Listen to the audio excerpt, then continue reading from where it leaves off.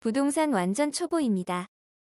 제가 요즘 시간이 좀 남아 저희 집 이사를 추진 중입니다. 아파트를 구매하려 하는데 중요사항과 주의사항에 대해 알고 싶습니다. 부동산관이 뭐라 하는데 제가 아는 지식이 부족하여 걱정입니다.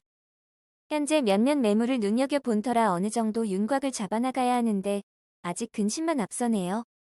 우선 주요사항으로 아파트 구매 시 따져봐야 하는 부분 교통, 층, 일조권, 또한 계약 시 주의사항을 가르쳐주세요. 그리고 잔금 치르기 전에 이것만은 지켜라 등의 체크사항도 가르쳐주시면 좋겠습니다. 부탁드립니다. 꼬박 그리고 대출을 받아야 하는데 요즘 금리는 싸다 하는데 어떤 식으로 받아야 하나요? 구체적으로 말하자면 아파트 시세 1억 2천에 대출 3천을 받으려 합니다. 단기 대출하고 장기 대출의 차이점과 중도상환 수수료는 무엇이고 또 어떤 상품을 선택하는 게 이자에서 유리한지 알고 싶습니다. 막상 계약을 하기 위해선 중개사무소에 가야 하는데 그 전에 사전 지식과 준비를 하고 싶어서 부탁드립니다. 감사합니다. 안녕하세요. 지식틀치기입니다.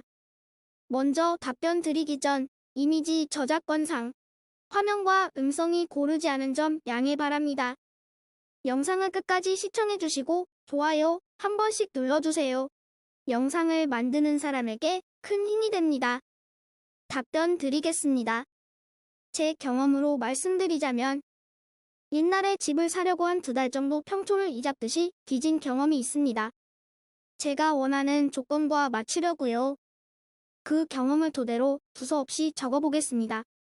첫째는 지리적 환경과 주변 환경이죠. 교통환경 플러스 지역적 조건. 주거단지로 형성되어 있는 곳이 좋습니다. 교통환경도 봐야죠. 1km 반경 이내에 지하철이나 전철역 있으면 좋고요. 여러가지 문화 쇼핑시설도 봐야 합니다. 시장이나 대형마트가 주변에 있다면 좋습니다. 두 번째는 단지 규모와 아파트의 단지 내 위치. 아파트 단지는 규모가 클수록 좋습니다. 관리비도 저렴해지고요. 대단지라면 단지 내 상가가 있던가 하여튼 주거환경이 어느 정도 기본적으로 갖추어져 있으니까 사람들이 선호합니다. 단지 내에서 해당 동이 어디에 위치하느냐도 중요합니다. 대로변 길가에 붙어 있으면 아무래도 소음이 많죠.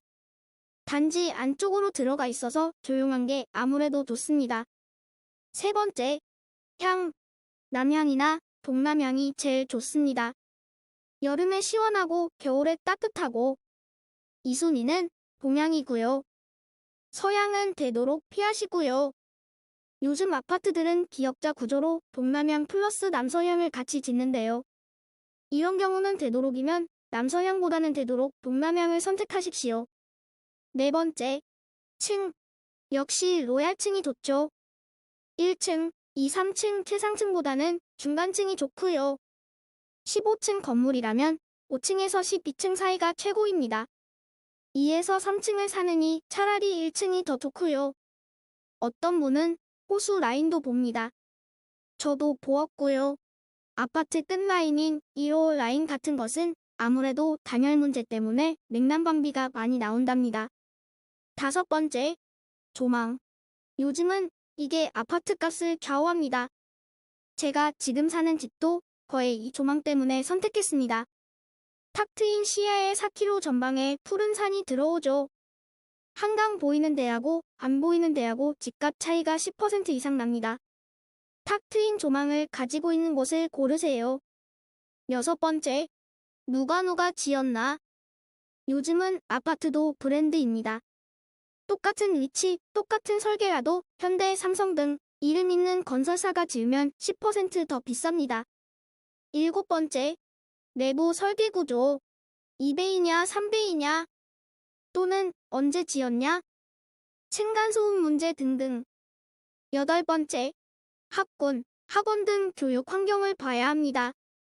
제가 사는 신도시 내에서는 초등학교에 따라서 집값이 1에서 2천만 원 왔다 갔다 합니다. 서울이라 해도 마찬가지일 것이고요. 좋은 초등학교에 넣고 싶은 학부모 마음 때문이겠죠. 기타 고려사항 매물 아파트 동의층 놓기별로 중요하진 않지만 저는 이것도 보았습니다. 20층 이상 너무 높으면 엘리베이터 한번 기다리는데 오래 걸립니다. 저는 단지 내에서도 낮은 층 위주로 보았습니다. 12층에서 15층짜리로요. 그 밖에는 일반적인 집을 고르는 요령과 비슷하고요. 내부에 하자 있는지, 위의 순서는 중요도에 따른 것은 아니고요. 제가 고르는 우선순위 플러스 생각나는 대로 적은 것입니다. 개인에 따라서 중요도 순서가 달라질 수도 있고요. 다른 조건이 추가되기도 하겠죠. 결론은 이런저런 조건들을 종합해서 자기 마음에 드는 곳을 선택하시면 됩니다. 사족으로 한마디 더 말씀드리면 왜 이런 것을 세세하게 보냐면요. 물론 내가 사는데도 편리하고 좋은 점을 찾기 때문이겠지만 나중에 돈이 급해서 팔게 되더라도 이런 좋은 조건의 아파트는 쉽게 현금화가 되거든요. 급매물로 내놓아도 빨리 팔 수 있고 제값 받고 팔 수가 있다는 겁니다. 아파트의 장점 중 하나가 유동성인데요. 아무리 아파트라고 해도 구석진 곳에 1에서 2층의 단지 규모도 100가구 이렇다면 싸게 내놓아도 선뜻 사겠습니까? 그래서 집을 살 때는 1, 2천만 원 비싸다고 해도 무리해서라도 좋은 곳을 사라고들 충고하지요. 매입하실 경우 계약 시에는 대출로 인한 근저당이 있는지 살펴보시고 대출을 인수할 것인지 근저당 설정을 매도인이 해지하고 나서 인수할 것인지를 결정하시고요. 부동산 공인중개사가 이 부분은 웬만하면 알아서 설명해 줄 것입니다. 집을 처음 사시는 분이라면 생애 최초 주택구입 자금 대출을 받으시는 게 여러모로 유리하실 것입니다. 이자가 다른 대출 상품보다도 좀 더 싸다고 알고 있습니다. 이왕 집 담보로 대출하는 것이고 시가 대비 30% 이내라면 장기저리로 설정을 해놓으시고요. 나중에 목돈 생기면 중도 상환하면 됩니다.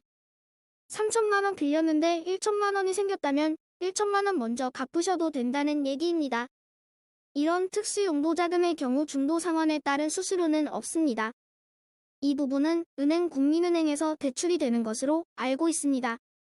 만 확인하시기 바랍니다. 에 문의하시면 될 것입니다. 좋은 집 사시고 열심히 모아서 부자 되세요. 지금까지 지식틀찍이었습니다. 다음 영상은 더욱 호기심 많은 질문들로 데이트될 예정입니다.